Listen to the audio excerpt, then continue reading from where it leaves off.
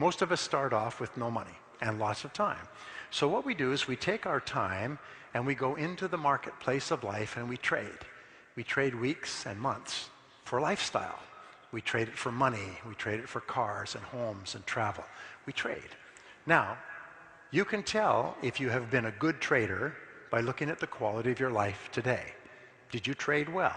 If you traded your time, if you spent your time, if you invested your time really well, then you have a wonderful lifestyle.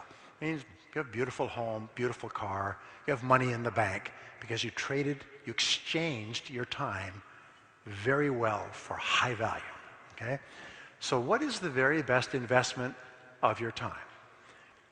Experts will tell you the very best investment of your time is to increase your earning ability, is to spend money getting better at the most important things you do.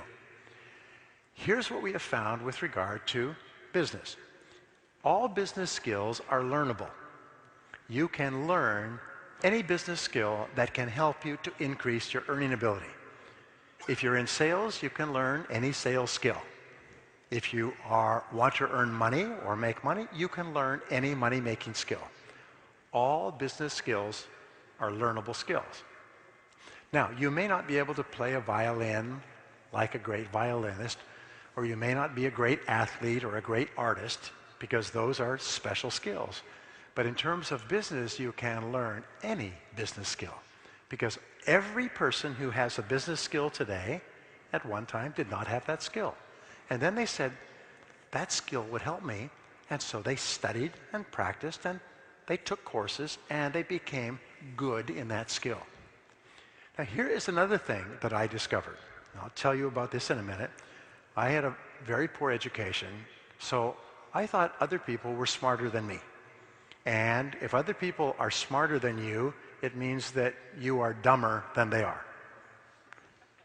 And then I thought, well, if they're smarter than me, then they are worth more than I am. But if other people are worth more, then you must be worth less. Now, the feeling of being worth less is the biggest single problem in the world today. The feeling of being not very valuable and not very important, which leads to low self-esteem, which leads to negativity and anger and depression. It leads to giving up. It leads to not even trying, is the biggest problem in the world today. And high self-esteem, confidence in yourself, is the greatest blessing. But here's what I found. Nobody is smarter than you. Nobody's better than you. Some people have different talents and abilities, but talents and abilities are spread quite evenly. And so you have more talent and ability than you could use in 100 lifetimes. You could never use all the intelligence and ability you have. Yes? I know how you got into sales. Nothing else was working, right? So you got into sales. Do you know how we get into sales? It's like backing up a car at night. You back up and whoomp, you hit something, and you get out. It's a sales job. So, well, I'll try that for a while.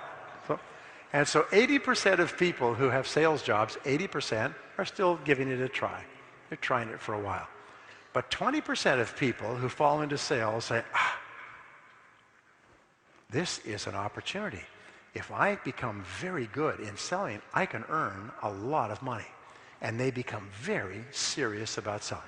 So I got into selling, and I didn't know any of these things. And I got no training. Most people get no training. And so I went and started knocking on doors, telephone calls and knocking on doors. I would get up at 6 o'clock in the morning.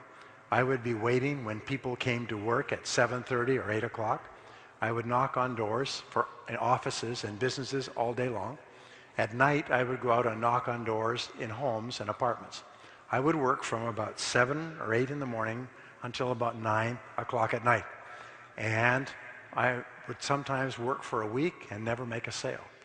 The first month I worked, I did not make a sale for 1 month.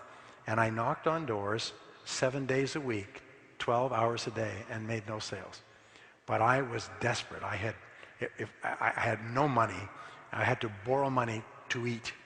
So I would knock on doors, and eventually I would make a sale.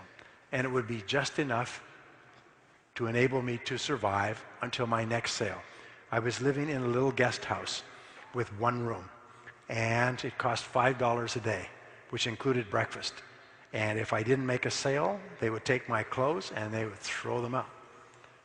They had a rule in that guest house: no pay, no stay. And so I would work very, very hard. And after about 6 months, I noticed there was one man in our company who was selling 10 times as much as anyone else. And he wasn't working very hard.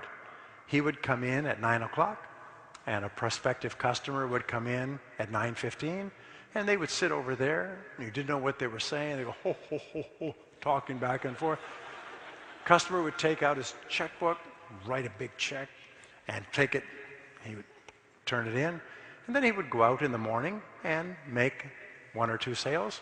At lunchtime, he would have lunch with another prospective customer, make a sale or 2 in the afternoon. I was maybe making 1 sale a week. He was making 5 sales a day.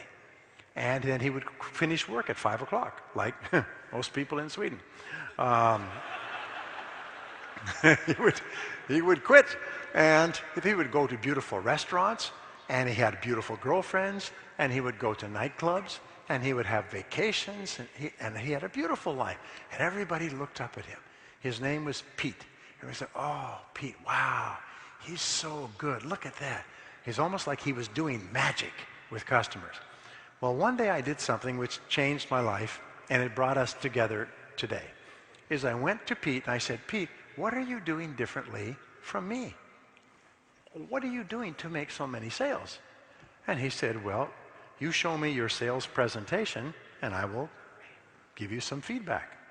I said, you show me yours, and I'll show you mine. because I'd never seen one. I said, by the way, what is a sales presentation? I mean, you show me your presentation. And how do you define a sales presentation? Well, he said a sales presentation is a logical and orderly process. And then he explained to me a sales presentation. And I'll give you the logical and orderly process, because from that day onward, I was never the same. He said, first of all, you talk to people and you